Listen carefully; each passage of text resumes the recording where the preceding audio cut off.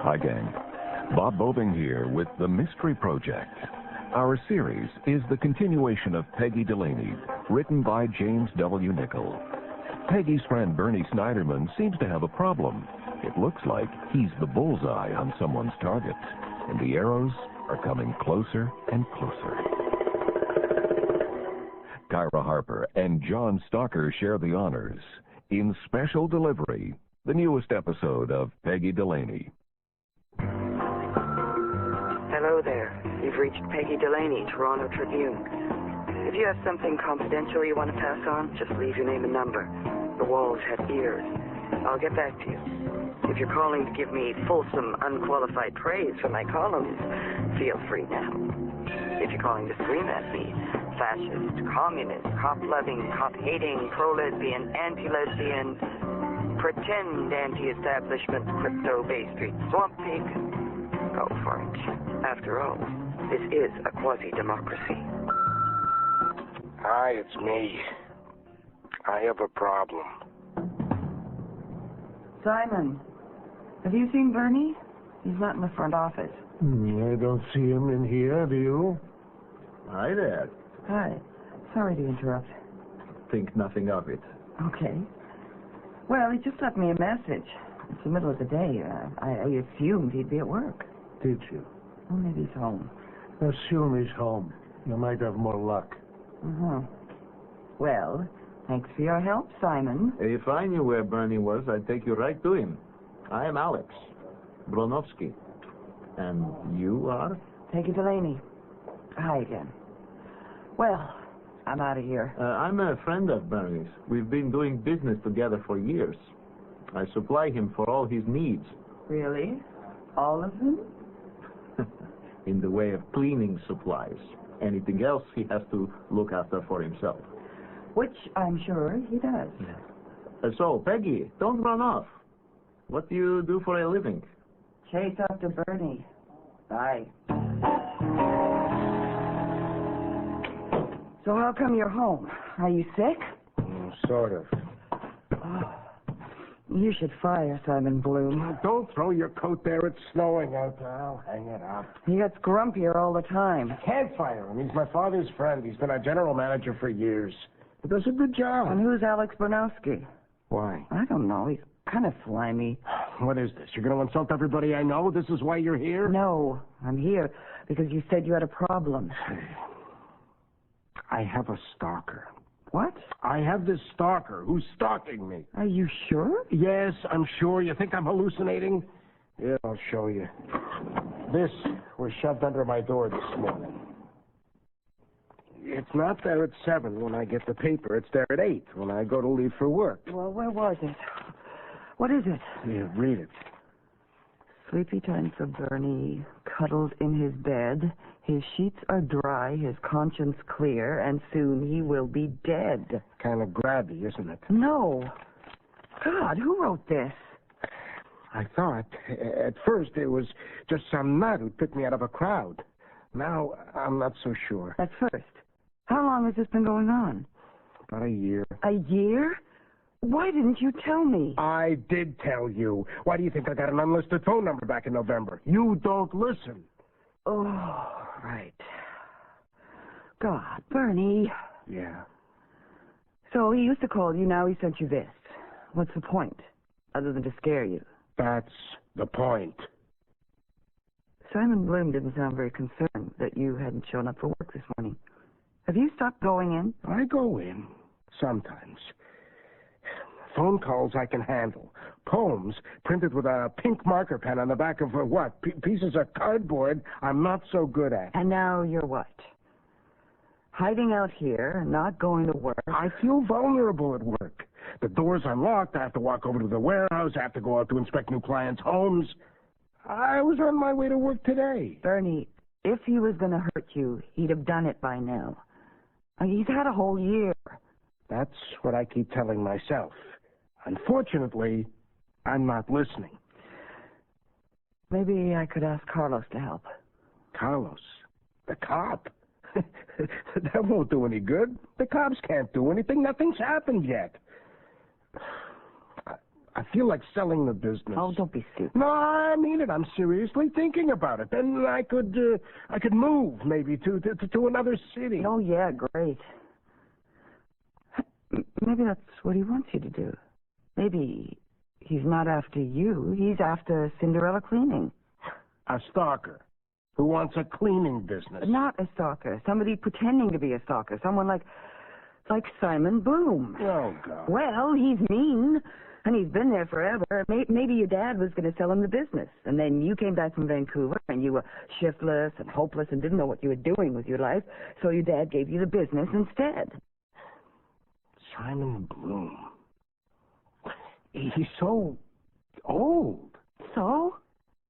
Besides, there's something about this poem. I don't know, something familiar, like a memory, a secret, something. It won't come clear, but I think I know this guy.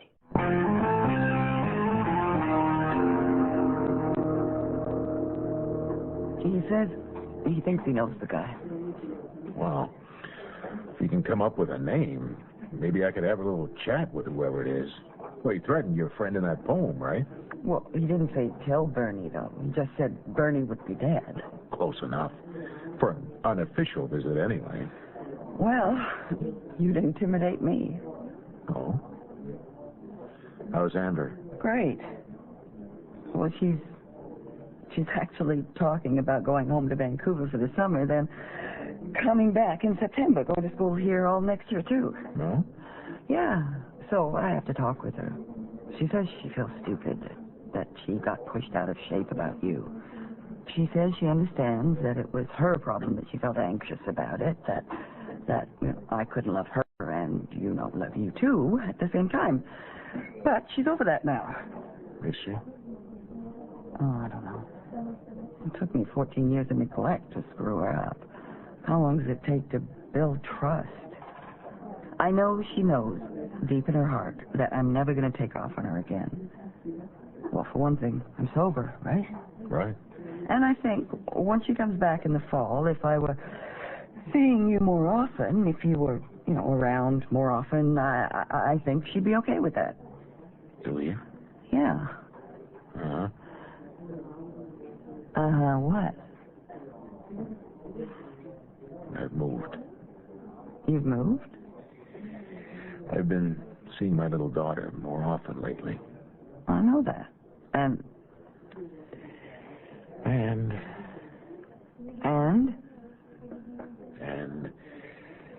one thing led to another between Julie, my wife.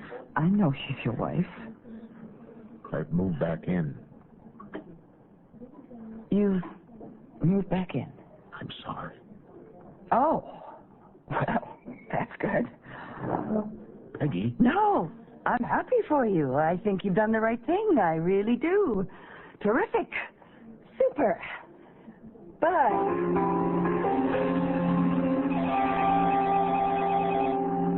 Peggy Delaney, Toronto. Something's happened. Get over here. Bernie? Get over here. I was going to go to work after I made lunch. What happened? There was this tap on the door. I couldn't see anybody through the peephole. I kept the chain on. I opened it up, and I saw this box. What's in it? I thought it might be a bomb or something, but when I picked it up, it was too light. So, let me see. No, don't look. Why? It's a cat. A cat? Not all of it. Just 4 little paws. Oh, my God. Let me see. I couldn't believe it. I still can't believe it. They're fresh, Bernie. They're all bloody. I know. Who would do this? I don't know. Well, whoever it is, he's really screwed up. Oh, God. Cats. Bernie. No. Bernie, Cats. The musical Cats. That's who it is. It's Greg Simpson. That's who it is. Oh, my God. Oh, God. That's what the poem was about. I knew it. What are you talking about? Greg Simpson. I haven't thought of him in over 15 years. He was a dancer. He danced in the chorus. He was in cast. So you were still in Vancouver. You were chasing your hockey player around. And I decided to move back to Toronto, remember? I was like 23, 24. I met him at this bar. He was older, about 30. Greg Simpson, dancer, singer, artiste. And we lived together for a while. I would have remembered this. You never told me this. No, I never told you. I was kind of ashamed. He turned out to be a problem. Alcoholic for one thing, hypochondriac for another. An unusual combination, you have to admit. And he was a genius. So he kept telling me. Unappreciated, neglected, dancing in the chorus. I'd made a big mistake because I couldn't get away from him. He'd take pills. He wouldn't just pretend, you know. He'd really take them. I'd have to rush him to the hospital and get his stomach pumped out. He broke down one night, right on stage. Well, he would, wouldn't he? Cried, couldn't stop. So they fired him. Sometimes he threatened to kill me if I left him. Sometimes he threatened to kill himself. Oh, Bernie. One night, I came home. I'd been drinking to get up courage. I was going to say, no matter what he said or did, I was leaving. And that was that. It was dark in the bedroom. He just kept saying, hi, hi, to me, in this really calm voice. Hi, to everything I said. I turned on a lamp, and the bed was full of blood. Oh, Bernie. He slashed his wrists. I rushed him to the hospital one more time, and then I did leave. They called my father and mother constantly, called the business, came in looking for me. I took this little apartment up on Davenport Road, and I just went underground. But I've always felt a bit ashamed, you know, because I just left him at the hospital. I ran away. Bernie, you can't be positive it's him. Yes, I can. Sleepy time for Bernie, cuddled in his bed. His sheets are dry, his conscience clear, and soon he will be dead. It couldn't be anybody else.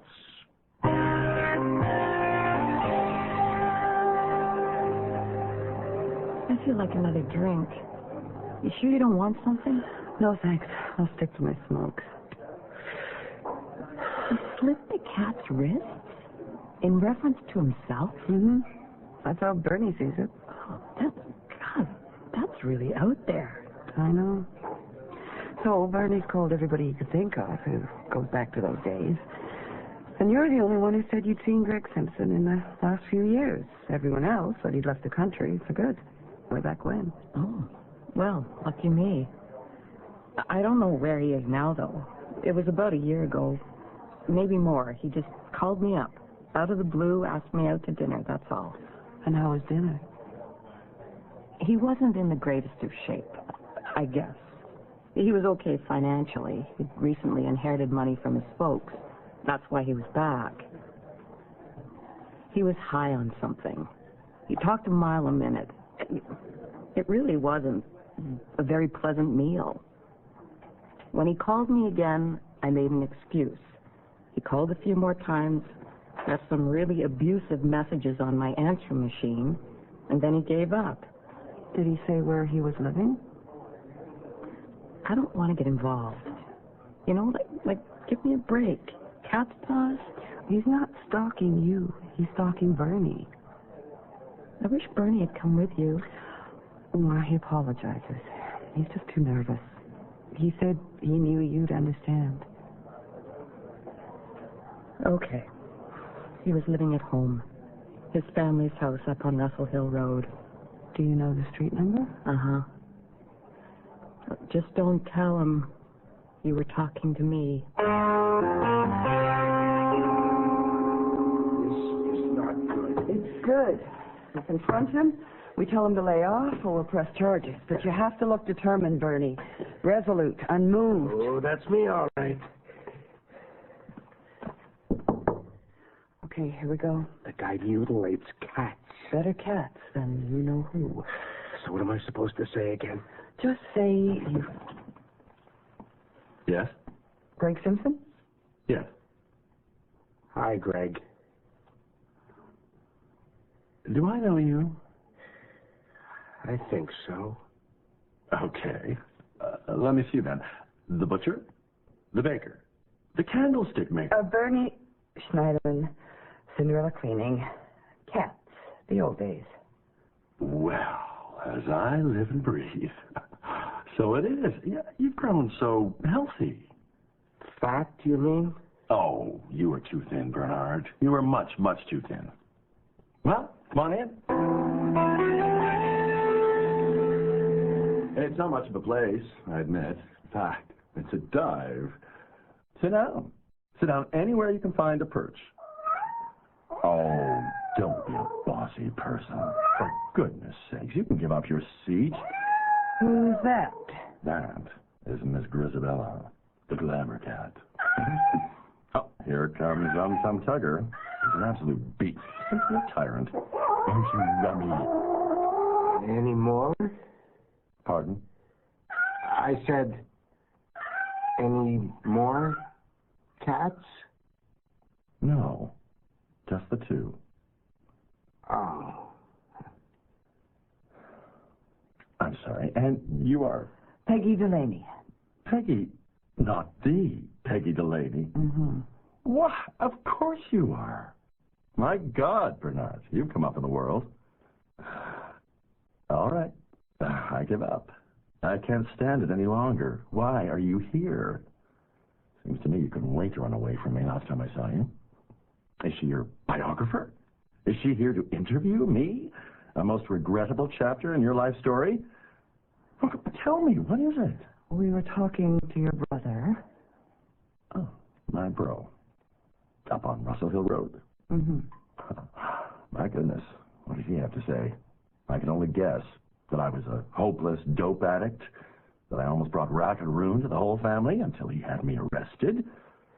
Well, I guess I was an easy cat out of hand. Sit down, please. Does anyone here smoke besides me? You'll be delighted to know, Bernard. Please make a note, Ms. Biographer, that I am slowly climbing back out of that hole to some semblance of sanity. You're not going to sit down. All right. Would somebody like to tell me why you're here? Why are you here? Can't you guess? No. Quit harassing me, Greg. Quit making phone calls, quit sending me notes, and other things, or... Or Bernie will lay so many charges against you, you won't even be able to go to the bathroom without permission of the court. And if that doesn't discourage you, then we'll just hire someone to bust your head. Oh, well, maybe not bust your head, but you know, just leave me alone. Get it? Oh, what a surprise. This is good. Oh, this is more than good. But seriously, though, I don't get it. I just don't get it. Have I missed something? Or are the two of you just, like, nuts? Do you go around doing this a lot? Is it fun? Can I do it, too? That's it. I'm leaving. Don't go away angry, Bernard. Just remember what I told you. How could I forget? I'm not wrongly accused every day by a famous personality. Though I'm afraid your 15 minutes was up years ago, dear. In fact, I hate to tell you this, but you are a teensy-weensy bit of a joke. I mean, your column. Come on now. Crusading bitch queen of the Toronto Tribune? Do tell. Really, dear. You bourgeois middle-class mediocrity. Have a nice day.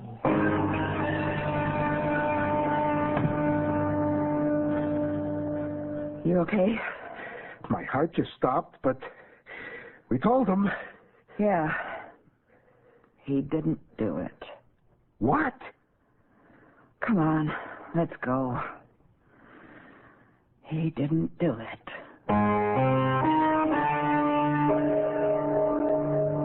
You have a thick skin.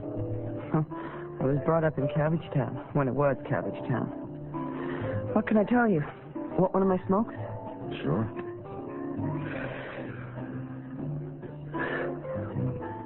You don't drink? No. Ex-alky? Uh-huh. Goodness me, Tallulah. Here's to your sobriety. Thanks. I'd never send Bernard the paws of a cat. No. Well, that's what I told him. Your cats are the most pampered, sleekest, self-satisfied cats I've ever seen. You obviously love cats. Uh-huh. I might send him my own paws, but never a cat's. God. So, who did? I haven't the foggiest clue. Have you ever told anyone about Bernie and you? Who haven't I told? I tell everyone absolutely everything about me. That's how I am. Particularly when I was mixing cocaine with my heroin. Oh, the good old days. I'm on this methadone program. How's it going?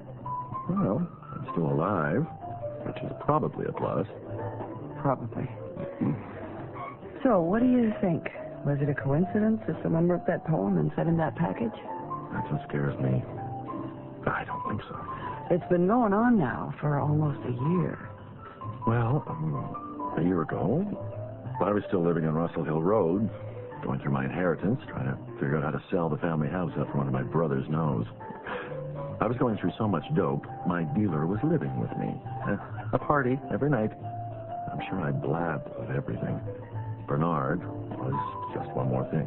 Well, there must be some reason behind what's happening. Maybe whoever it is wants to scare Bernie enough so he can extort money from him to go away and leave him alone. Or maybe he wants to scare him enough so he'll sell the business. The cleaning business? I don't think so. Well, it must be something. And somehow it's connected to you. X talked about that. About what? Who's X? About the cleaning business. My dealer, X. That's the name he went by.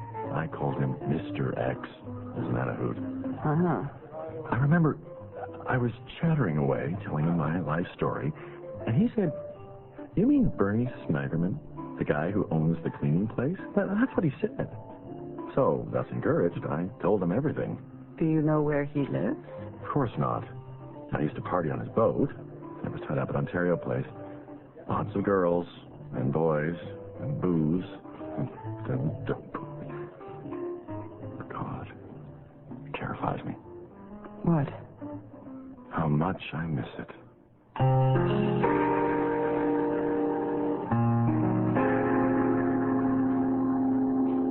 Port credit. That's what Greg Simpson says was printed on the boat. And it was called St. Michael's Harem. Was it? I was just wondering, maybe it's dry docked for the winter in Port Credit somewhere. Maybe you could call a cop friend out there, see if you can find it. It would have a license number on it, wouldn't it? And then you could look up the owner and get Mr. X's name, couldn't you? Uh-huh. This is for Bernie. It's not for me. I didn't think I'd hear from you again. You wouldn't have. This is for Bernie.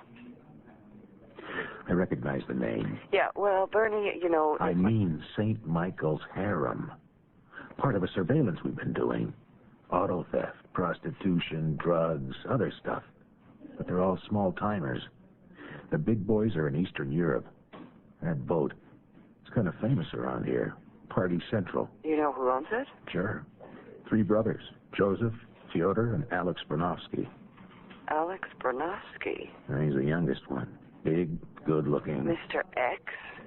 For Alex? Why not? Sounds dumb enough. You know him? I met him just the other day at Bernie's. Oh, my God. He was the one who knew about Craig? He was the one who... But why? Money. What? Money laundering. Among their many other talents, they launder dope money. So they're always buying up small, legit businesses to put the money through. Maybe they wanted to scare your friend so much he'd sell. Besides, with Cinderella cleaning, they get to case the inside of some of the nicest houses in Rosedale. Not a bad fringe benefit. And the cut-up cat? The Banowski brothers would cut up their grandmother if they thought they could turn a dollar. They're just playing with your friend. You have to understand these guys. They have a very peculiar sense of humor. Uh-huh. So the news is good. Bernie just has to sit tight. They're not going to whack him over something like this. And by the summer, with any luck, these guys will be in jail. Well, thanks. Uh-huh. Okay. Peggy, I feel terrible. I just... Got impatient waiting? No. It's just... I just have to try to make it work. One more time, you know? You could have told me this before. I thought you had left her. I thought it was for good. So did I. Goodbye, Carlos.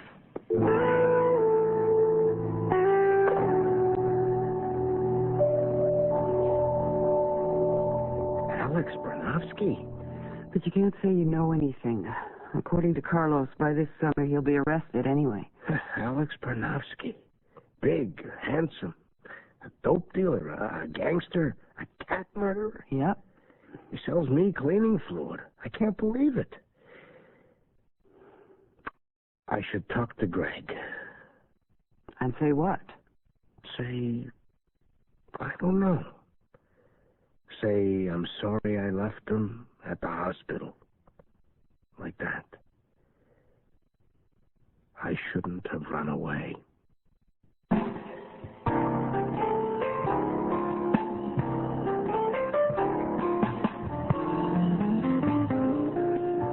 You have been listening to Special Delivery, the latest in our series of Peggy Delaney by James W. Nichol. Featured in the cast tonight, Kyra Harper as Peggy, John Stalker as Bernie, George Bouza as Detective Carlos Szabo, Paul Soles as Simon Blum, Ben Carlson as Alex Bronowski, Stuart Arnott as Greg Simpson, and Brenda Robbins as Eleanor. The music was composed and conducted by Milan Kinlica. The recording engineer was Drago Grandic. Sound effects were by Matt Wilcott. Colleen Woods was the associate producer. Our coordinating producer is Barry Morgan. The program was produced and directed in Toronto by Bill Howell, the executive producer of the Mystery Project. I'm Bob Boving, thanking you for listening and inviting your comments. See you next week.